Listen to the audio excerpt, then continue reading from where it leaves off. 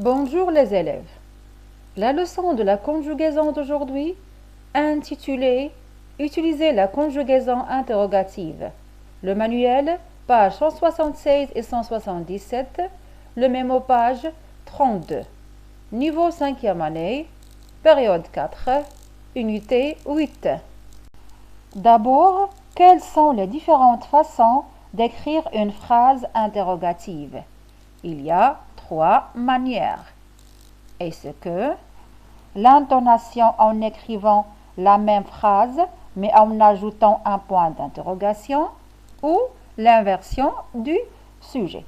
Et aujourd'hui, on va étudier la conjugaison interrogative lorsqu'il s'agit de l'interrogation par inversion du sujet.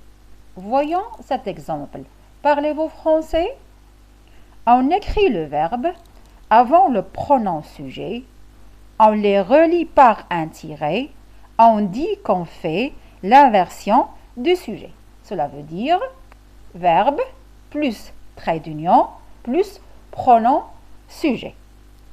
Quand on écrit une question par inversion du sujet, on doit tenir compte de certaines remarques. Quand le verbe finit par une voyelle, un E ou un A. Voyons les exemples. Mange-t-il? Viendra-t-elle? Fera-t-on ces exercices? Comme vous le voyez, les verbes se terminent avec une voyelle à la troisième personne du singulier. Dans ce cas, on ajoute le T encadré de traits d'union entre le verbe et le pronom personnel sujet.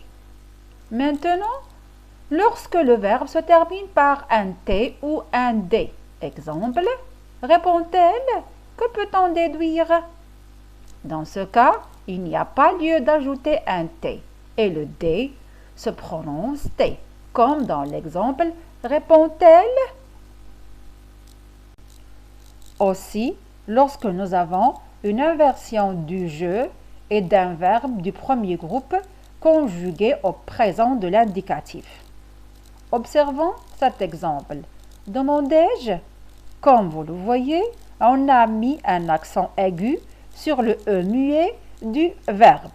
Alors, lorsqu'il s'agit d'une inversion de la première personne du singulier, je et d'un verbe du premier groupe qui se termine par un E muet au présent de l'indicatif, doit s'écrire avec un accent aigu qui se prononce comme un accent grave.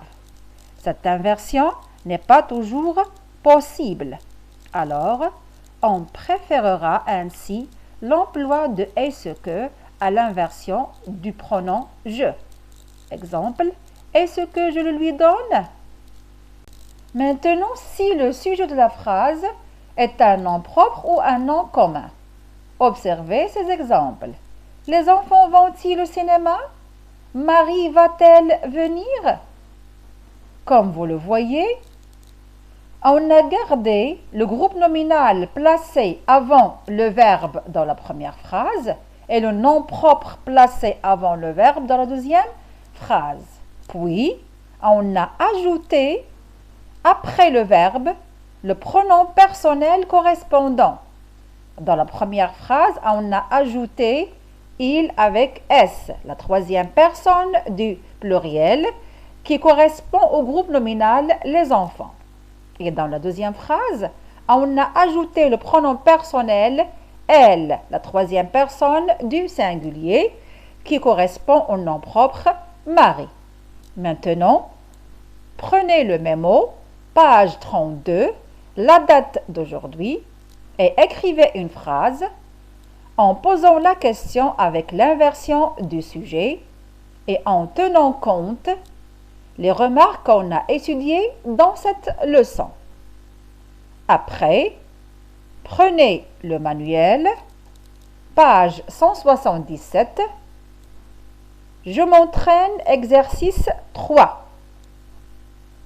Qui va lire la consigne? Oui. Emploie l'interrogation avec inversion du sujet. Cet exercice, vous devez le faire sur le manuel avec le crayon. Et voici la correction.